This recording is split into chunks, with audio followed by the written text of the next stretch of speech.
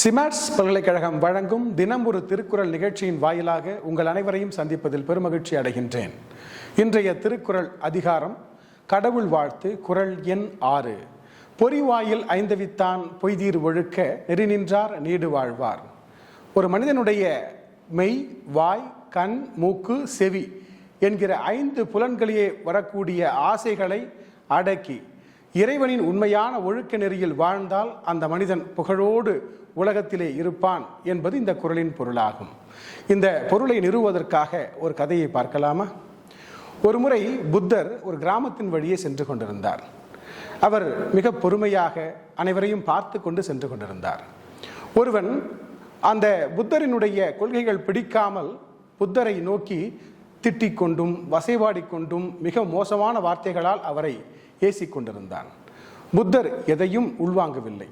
அவருடைய செவிகள் அதை கேட்கவில்லை, கண்கள் சிவக்கவில்லை, நாவினால் எதிர்த்து பேசவில்லை, அமைதியாக இருந்தார். அந்த இளைஞன் பேசி பேசி அலுத்து போய் களைத்து போனான். அந்த இளைஞனை பொறுமையாக அழைத்தார் புத்தர். தம்பி, இங்கே வாங்க.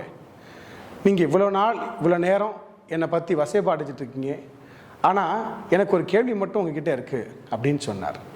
என்னங்க சொல்லுங்க அப்படின்னு சொல்லிட்டு சொன்னான். நீங்கள் ஒருத்தருக்கு ஒரு பரிசு தர விரும்புகிறீங்க, அந்த பரிசை அவர் பெற விரும்பலை, நீங்கள் என்ன செய்வீங்க? அந்த பரிசு யார்கிட்ட இருக்கும் அப்படின்னு கேட்டார்.